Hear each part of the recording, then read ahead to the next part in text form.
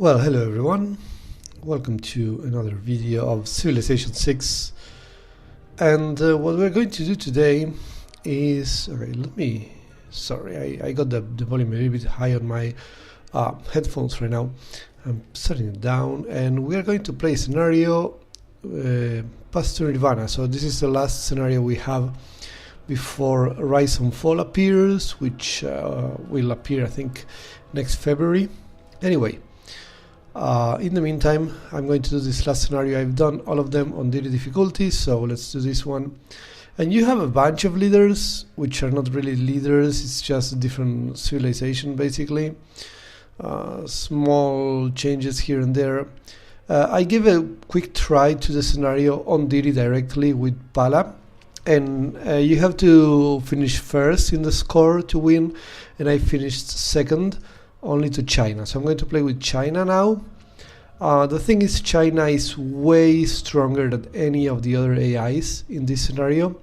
So if you don't want to, hit your head against the wall, just play with China and be happy, If you want to make it difficult, play with anybody else. Especially the Khmer, I think they only have like 3 cities.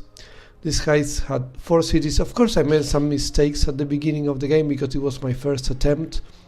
But I think even without those mistakes, I wouldn't have been able to play better than China. Simply because they have 7 cities. I think these guys here, they have 7 cities as well, but they're all spread in different islands. Whereas China has, there are 7 cities, they are together. So it's much easier. I think it's going to be much easier to play with China. I don't know. I have not won this scenario on Deity yet. So this is going to be my first real try after, my let's say, weird first attempt just learning the rules, basically. And man, there are a lot of rules to learn. So I'm going to talk about that soon. This scenario is really different to the regular game. That's why it can be a little bit hard to win on Deity on your first attempt, because it's really nothing like the regular game. Okay, so with China we start with the Empire of Civic. Our religion is Taoism. Remember, this scenario is about spreading your religion. It's all about religious game, really nothing else. The game is rigged for that. You don't do anything else. There is no war in this game. You cannot build units, okay? It's a peaceful scenario, just like the Australian scenario that was completely peaceful, only that the Australian scenario was about economy and this one is about religion. So that's the main difference. You cannot conquer any cities. That's why you always play with the cities you have at the beginning. That's why I'm playing with China this time. River goddess +1 amenity cities. They have a holy site district adjacent to river. Okay, not particularly important. Shrines and temple provide food equal to their faith output. Okay, I guess I will have a lot of population with this. Pagodas. Priest units +1 remove heresy, and guru +1 heals charge. Okay, that last thing is nice. The gurus are good units. Priests are not very good units, actually. They are like inquisitors, okay? They remove heresy. But if you play well, you're not going to need them.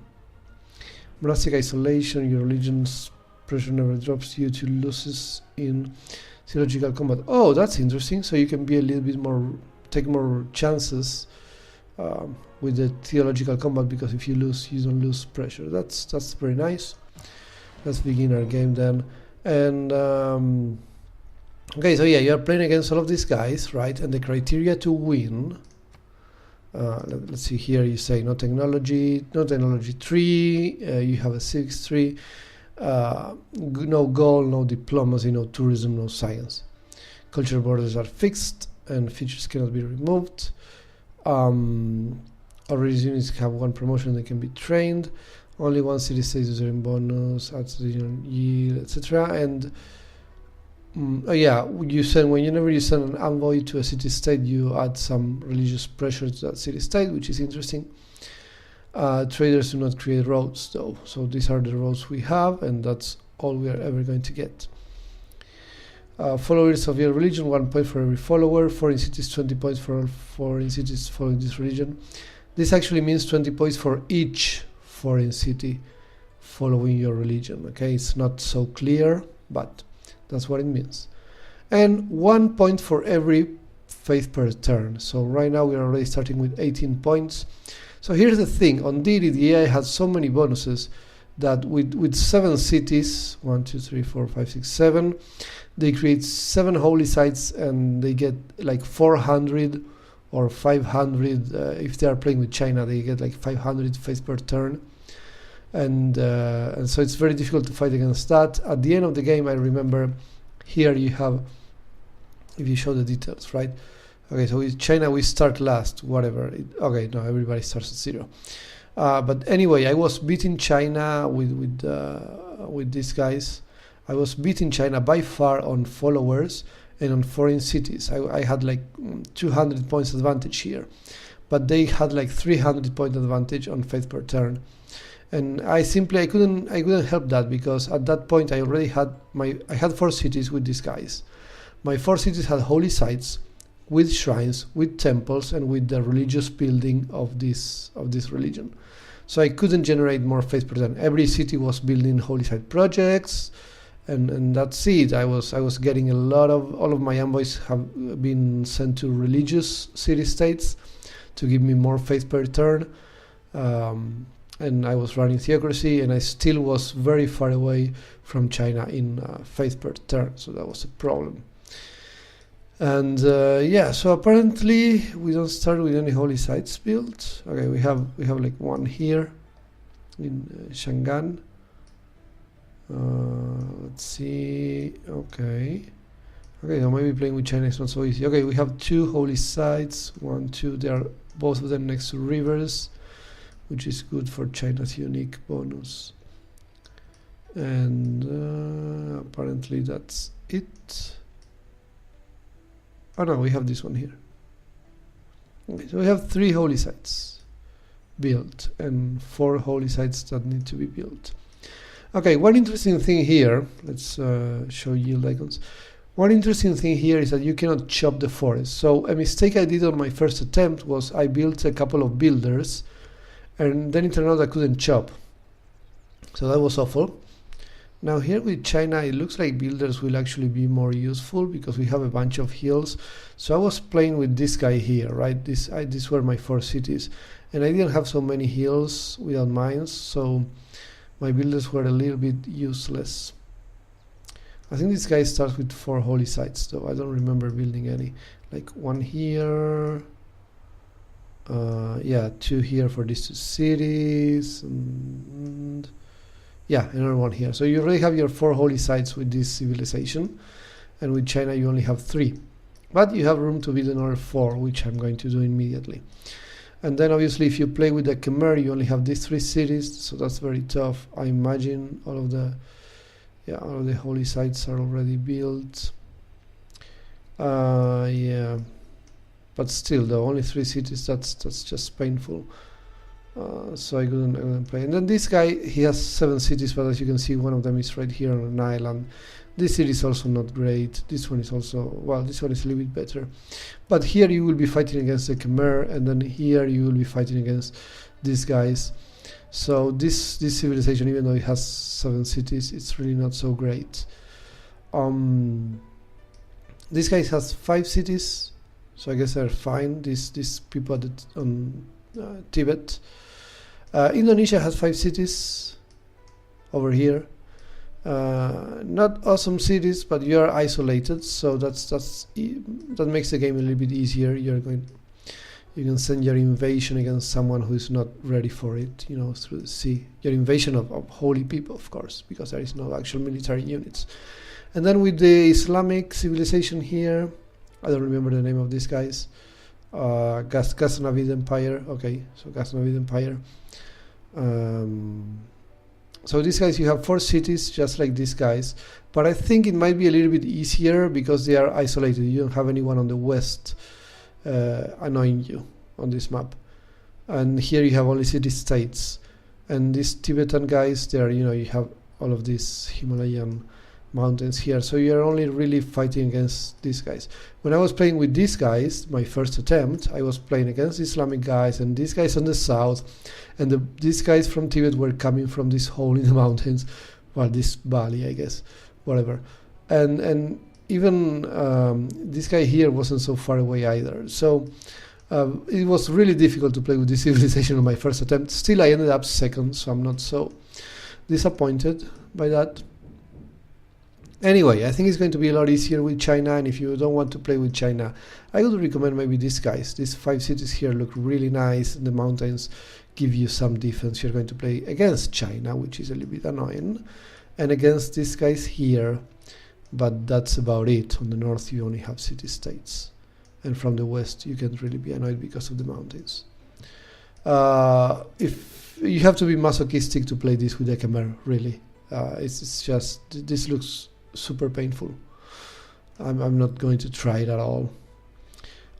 City-state quest, everybody wants a trade route, okay? Everybody will give you a free envoy if you send them a trade route. I just focus on the city-states that are religious. Obviously, because this is a game about religion, you have to build a lot of religious units, so you're going to be using your faith a lot. I can purchase a priest, okay, that's fine. I'm not going to be purchasing missionaries, I think, this time. Missionaries cannot start religious combat, and that makes them rather weak, so I'm not using them. Okay, and we have one trade route here. This is a religious city-state, so we can start using it. So these two guys here, our religion is Taoism. These two guys here are not Taoist yet, but they should be easy to convert. This guy here, not so easy because we have these guys over there. And so on the south we have no one unless the Khmer comes through the sea or Indonesia, but Indonesia is pretty far, so I don't think there will be a problem. The Khmer might be a problem, but I think they will fight this guy and they will try to get these city-states. So I think I will focus my fight against these people here. Also because this civilization has 5 cities, so they can get really strong if I leave them alone, and I don't want to do that. So that's the situation right now. Yeah, so what are we going to do? Let's start with the game. As you can see here, bunch of city-states. These guys, the commercial ones, they give you amenities if you have a commercial hub, that's fine. Commercial hubs and harbors, apart from giving you a trade route, they give you culture instead of gold. You don't have theater squares. You have to get your culture for commercial hubs or harbors. So that makes them a little bit more interesting. Even if you don't have gold, it's interesting to build them because the trade routes will give you envoys, and because you want the culture to advance quickly to get to here. Where is it? Divine Right, Theocracy. I never got to Future Civic. This one, I think it's not terrible. Production bonus, +1 phase for fishing boat. Yeah, no, it's not good. And this is obviously not good either. More envoys, 2 trade routes. Yeah, the 2 trade routes is fine, but this is obviously better. Everybody gets a martyr promotion. It's going to come a little bit late in the game anyway. We only have 50 turns, so it's not going to come very fast. In the meantime, though, we have to care about getting the monk. Okay, we want a monk to do the fighting. The monks have good fighting points, so you want them. And Holy Site adjacency bonus is a very good civic, so we want it. We want temples as well. Do we need temples? Yes, we need temples. They are on our way to theology, so that's good. That's good because we want to build temples everywhere. What is this? Movement on market units, that's irrelevant. I'm not going to rush currency. I think currency is more important than celestial navigation this time. We have a bunch of rivers and we don't have so many coastal cities, just 2 of them. So I think I'm going to go with harbors. With commercial hubs, sorry, instead of harbors. So don't rush on the builders thing. It's really not necessary. Let's focus on production here. Oh, okay. Now this is a problem. We don't really have that much time, do we? Okay, so we are going to need a builder here to get a mine for this city. This is kind of a problem.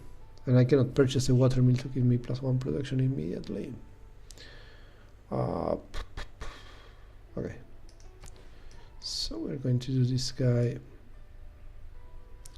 right here. This is +1 faith, but it's not next to a river. So I'm going to do the river thing for the extra food. This city already has 10 population. I don't really need a lot of food. I'm tempted to forget about food and just get the +1, because later on I can turn this into +2 within the rights principle. Yeah, you know what? This guy has plenty of food here. Let's just go with the adjacency. Boom. There you go. Okay, you already have a holy site. Okay, this guy has a holy site? No. Okay, so this guy needs to get a holy site. So it's +1. I cannot get +1 on river. This guy does not. Okay, what are you working on? 25. This guy could actually use the food. We don't have so much population. Okay, let's do that. And oh, I could have done it here. Okay, it doesn't matter. And what else? This fella here, does he have a holy site? No, he doesn't, but he does have decent production. River, no, we already have 10 population. We don't need any more. We're going to go with adjacency. Cool. And this guy, do we want a builder? We absolutely do. This guy already has a water mill. I could get a priest. It's not a terrible thing, but I think I will just purchase a priest with faith. I mean, unless I can purchase temples, in which case I will. This guy can get a water mill in 1 turn. That's pretty awesome. We don't need him growing. We don't need this guy growing. 19 turns. Yeah, we don't need any of these guys growing, really.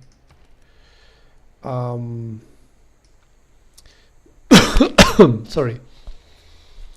I'm going to get a builder first. Okay, so I said I wouldn't get any builders, but obviously I don't have production. I don't have production here, and I don't have production here. So I need a mine here. Okay, let's see how many mines do I need actually. I need 1 mine here for sure. That's the only production that Panyu gets. Right, 1, 2, 3. Oh, we can get 2 mines for Panyu. Okay, that's good. 1, 2, 3 actually, because this tile only belongs to Panyu. And then this guy could be for Changsa, or we can get a mine actually right here and there. Okay, Changsa can get a couple of mines. And how about this guy? This guy needs mines. Kaifeng has 24 production, so not so bad. That being said, it can still be better with mines. Yeah. So we are going to get 2 builders, absolutely. So let's get 2 builders, and then this guy can get, no, wait. This guy can get watermill. Okay, cool. And then this guy can get another watermill. Do I want 3 builders, 9 mines? Let's see. I can do 3 just here to turn Kaifeng into a powerhouse. I can get a couple of mines here. No, this guy's already, these mines are not going to be any better. Let's remember I cannot chop. So no mines for Chang'an. Chengdu can totally get a mine over there too, actually. Okay, yeah, so I just totally want 3 builders. Okay, fine. Weird. Check the map, okay? Because with these guys, for example, you really don't want. I mean, 1 builder is more than enough to get a couple of mines here. And that's it. Okay, but apparently with China, it's a good idea to get builders. That was weird. And let's change our policies.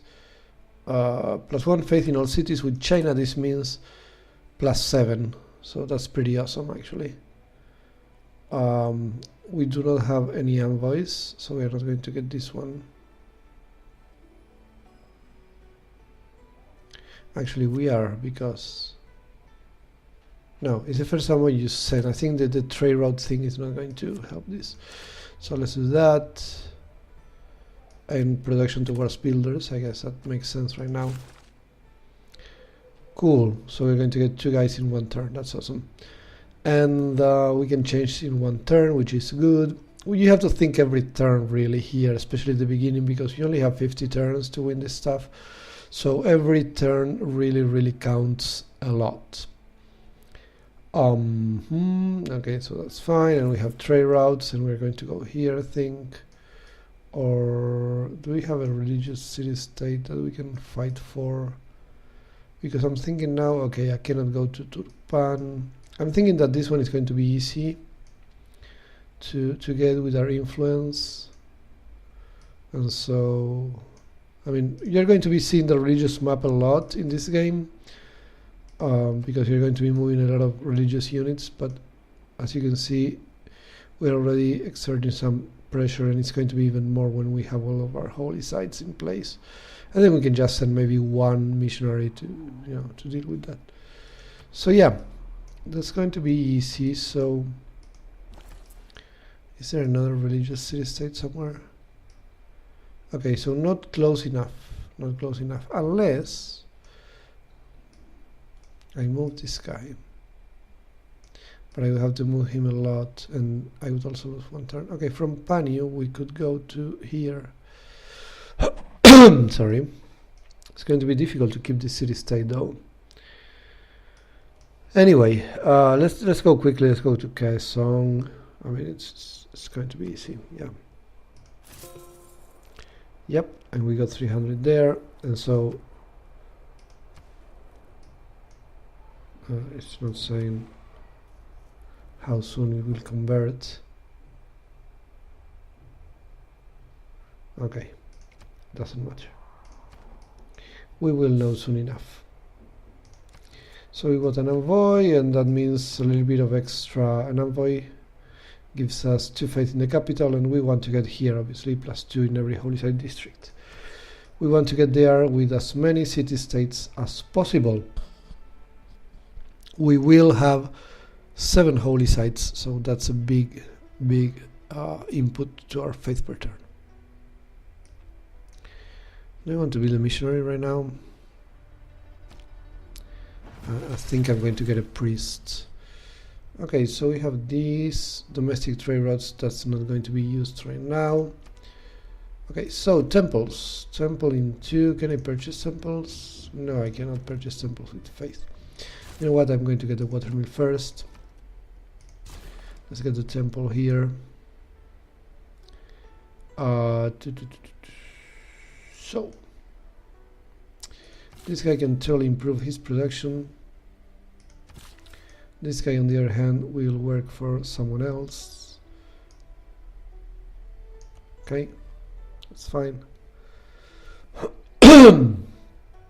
We're going to take a while to get the monks. So, do I want a priest? Yes or no?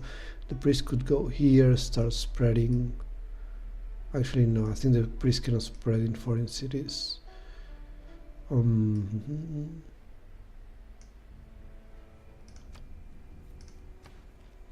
Converts in 30, converts in 56. Maybe I need 1 missionary to make that stuff a little bit faster. I know 1 missionary is not a huge waste. Okay, let's do this.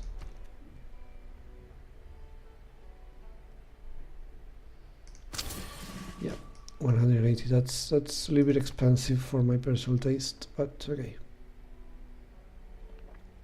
I think China doesn't have so many advantages as other civilizations to compensate for the larger amount of cities, but I think it's still worth it to play with China, because that means we are not playing against China. And honestly, they generate on Deity, they just generate so much faith per turn. It's ridiculous. Oh, I forgot to promote this guy. Well, maybe next turn. Okay, you can do a temple as well. Let's get a mine here.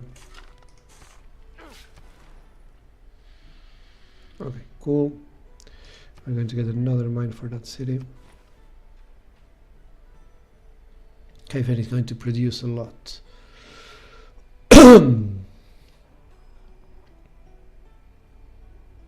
Which is good because some of these units are a little bit expensive to produce. So, okay, templaries. And you, my friend, will go here. And we will do that. And this guy can move here. Can move there. Can I promote right now? Sorry. I had a little bit of a cold this week. So anyway, faster movement in good, rainforest, hills. +2 movement.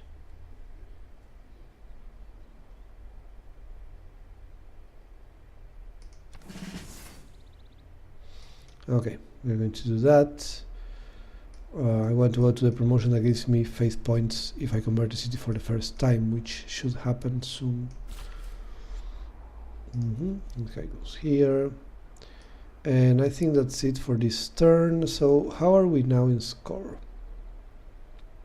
Yeah, we start last. So with the other guys that I played, you start doing a little bit better because of foreign cities. But you have to get a lot of units to keep this, or to increase it. Actually, I increase it quite a lot. Well, we're going to increase a lot with China is faith per turn. So, yeah, we are going to do that very soon. If we convert the cities from this guy, he cannot create religious units, so that can be a lot of fun.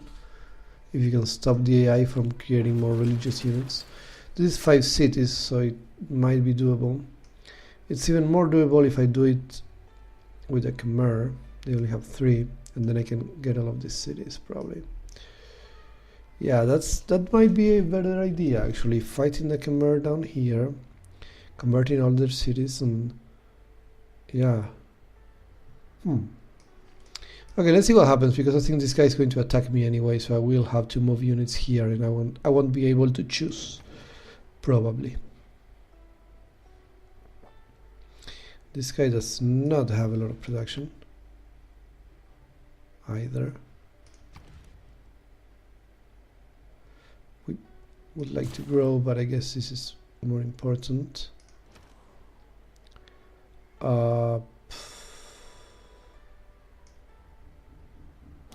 They want even more builders. Okay, one more, last one. I'm changing principles civics next turn, so I can get out of the builder production stuff if I don't need it anymore. Okay, let's start with this for now. Oh wait, in one turn I can do a monk. Don't I have something? Builder, huh? That's the only thing that lasts for one. Okay, let's go Holy Site Project instead. Holy Site Prayer, whatever. Yeah.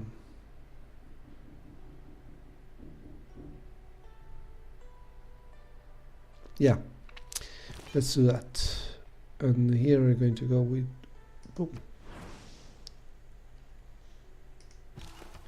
He still has 2 spreads left, which is nice. Let's do that. And we have 26 production points, which is not bad at all. And we are going to get a mine here as well. Yep, that's cool. And we're going to do this for Changxi. Okay. Huh.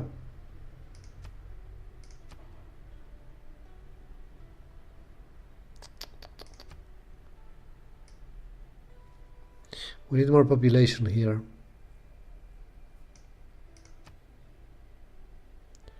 Growing in 7, huh? Yeah, I am going to do it. Feels like a waste. 7 turns, that's quite a lot. but I do need the population to be able to work more production tiles.